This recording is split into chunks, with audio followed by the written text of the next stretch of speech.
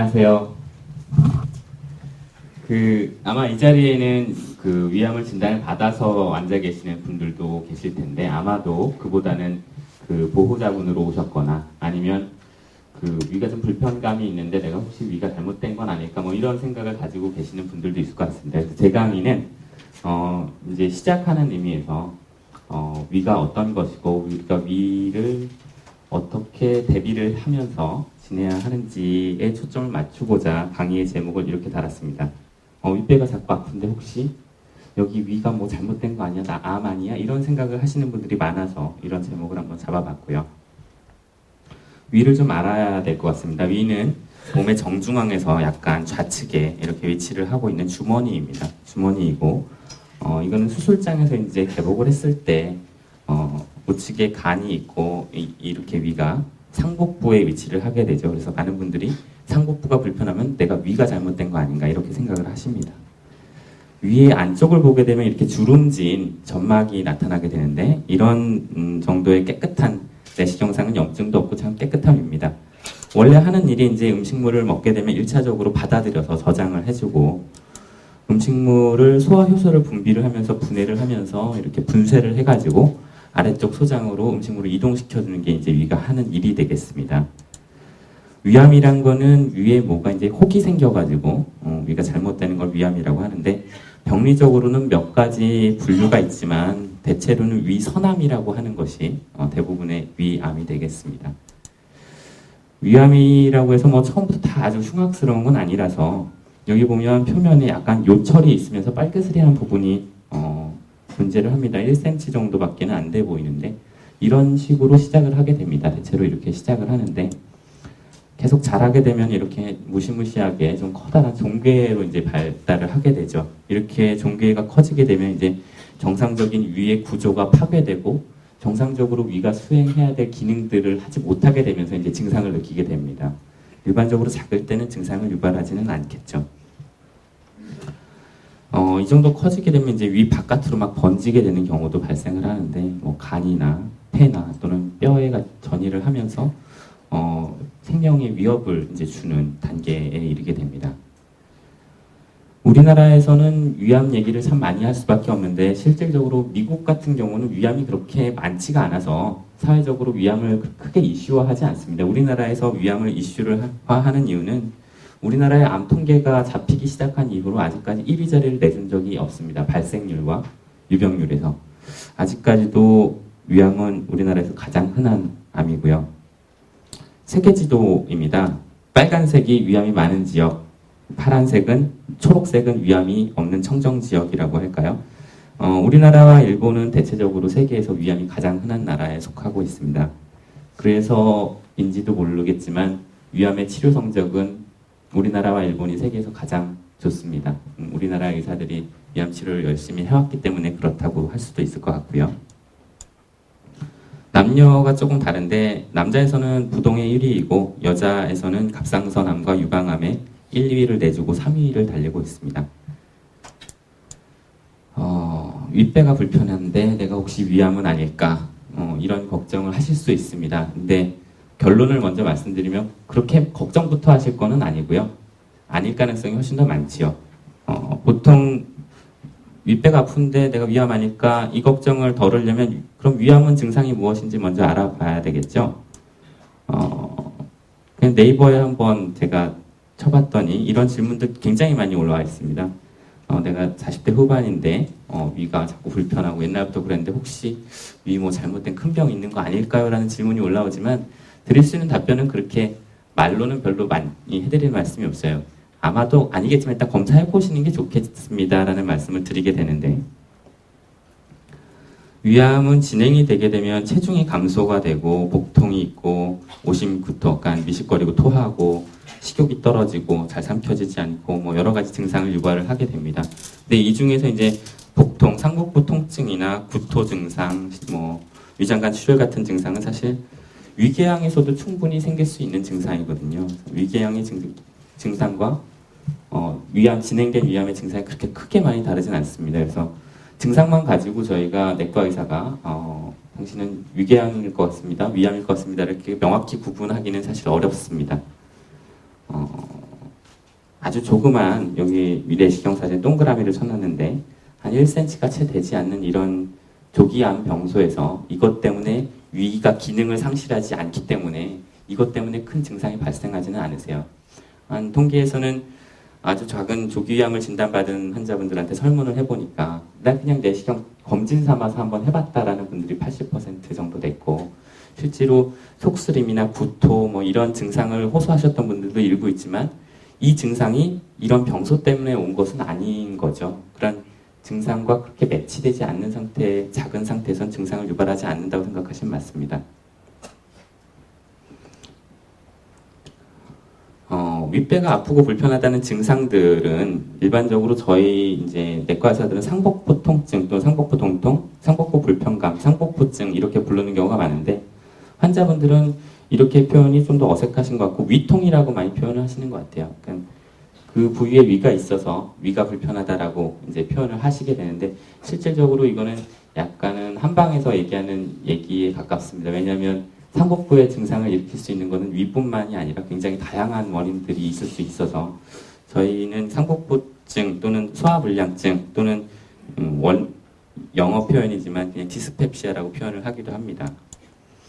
그 위에 문제가 있어서 급성 위염이나 만성 위염 때 윗배가 아프고 불편할 수 있겠고요. 위에 상처가 생기는 위궤양이나 십이지장에 상처가 생기는 십이장 궤양, 또 식도로 위산이 역류해서 식도의 통증을 느끼게 하는 위식도 역류 질환에서도 윗배가 아플 수 있고요.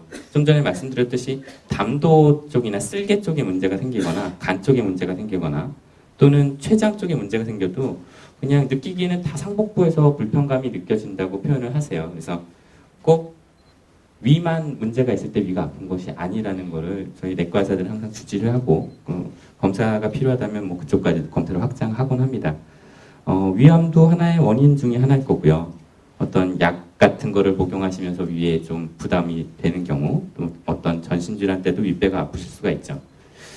제가 여기 이렇게 부등호라 그러죠. 이쪽이 더 크단 건데요. 더 흔한 거는 기능성 소화불량증, 아까 소화불량증이라는 표현을 그 상복부 동통 대신에 쓴다고 말씀을 드렸는데 이런 진단이 붙게 되는 경우가 더 많습니다. 조금 더 자세히 설명을 드리면 윗배가 아픈 경우 뭐 부위에 따라서 여러 가지 좀 불편감에 따라서 약간은 구별을 해볼 수는 있지만 실질적으로 검사를 해봐야 되고 전체 인구를 대상으로 그냥 이렇게 지역사회에서 설문조사를 해보면 전체 인구에 전화로 이제 혹시 윗배가 불편하신 게 만성적으로 있으시냐 물어보면 조사에 따라 좀 다르지만 한 15%에서 29% 꽤 많은 분들이 항상 윗배가 불편한 증상을 달고 사시는 거예요. 그러니까 나만 가진 증상은 아니죠. 다른 분들도 굉장히 많이 가지고 있고 그럼 이분들이 다 뭐 위에 큰 병이 있느냐 검사를 한번 해보면 이런 분들의 한 40%에서 70%는 내시경적으로 이상이 없어요. 반대로 얘기하면 이런 분들의 한 30%에서 많게는 60% 정도가 어떤 내시경적으로 염증이 너무 심하다든지 궤양이 있다든지 뭐 이런 것들이 발견이 되고요. 이런 분들 중에서 내시경상에서 뭐 위암이나 식도암 같은 악성 종양이 발견된 퍼센테이지는 적게는 2%에서 많게는 15%. 그렇게 많은 부분은 아닙니다. 그래서 이러한 기질적 원인이 발견되지 않는 경우를 기능적인 통증이라고 해서 기능적 소화불량증이라고 합니다. 근데 가끔은 내시경에서 아무 이상이 없는데 나는 계속 윗배가 불편한데 이거는 왜 그런가요? 라고 질문을 하시는데 어떤 한의사는 뭐 그 위에 담이 들었다고 표현을 하는데 그게 저희 입장에서 동의하기는 어려운 부분이고 보통 위가 하는 일 중에서 아래쪽 소장으로 음식물을 내려보내는 기능이 조금 시원치 못해서 생기는 위 배출지연이라든지 아니면 음식물을 먹을 때 위가 잘 늘어나서 음식물을 쉽게 받아들여줘야 되는데 위가 조금 잘 늘어나지 못하고 좀 이렇게 단단해서 생기는 그런 이완장애 또는 위의 감각이 조금 예민해져 있어가지고 약간의 좀 자극이 있는 음식물이나 위산에도 이렇게 통증을 느끼게 되는 그런 감각 이상 또는 스트레스나 심리적인 요인 같은 것들이 내시경상에는 별게 없는데 증상을 계속 느끼게 되는 그런 원인으로 알려져 있고 이런 것들에 대해서 다양한 약물 치료를 할 수가 있습니다. 통증에 대해서는. 그러면 제가 아까 위암은 조기에 발견하면 굉장히 좋다 얘기를 많이들 하시는데 어떤 증상이 있을 때 검진을 받아야 됩니까? 어떤 검사를 받아야 됩니까? 두 가지 질문에서 첫 번째 질문에는 답변이 아까 된 것 같아요. 증상과 상관없이 받으세요.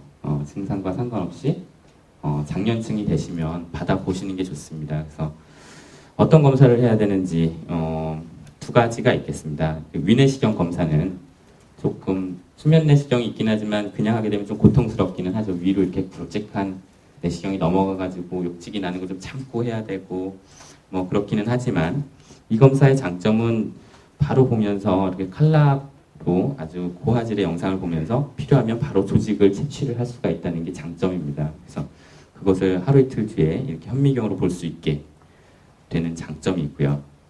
예전에 많이 이루어지던 방식 아직도 하고 있지만 이렇게 조영제, 엑스레이에서 하얗게 보이는 조영제를 마시고 이 엑스레이 앞에 서서 사진을 찍어보는 그림자를 비춰보는 위장관 조영술이라는 방법이 있습니다. 환자분이 느끼는 불편감은 상대적으로 훨씬 적고 하지만 아무래도 그림자를 보는 거니까 조금 진단율이 조금 떨어진다는 단점이 있겠죠. 두 가지를 비교를 해보면 보통은 내시경 검사 좀 더 정확하다는 쪽에 물론 제가 내시경을 하는 소화기내과 의사라서 이기도 하지만 많이들 이제 동의를 하시는 것 같습니다. 아무래도 조영술보다는 내시경을 하는 게 훨씬 더 작은 것들을 찾을 수 있겠죠. 아주 5mm짜리 위암을 저희가 미소위암이라고 그럽니다. 조기 위암 중에서도 아주 더 작아가지고 보일락말락하는 것까지도 이제 찾자.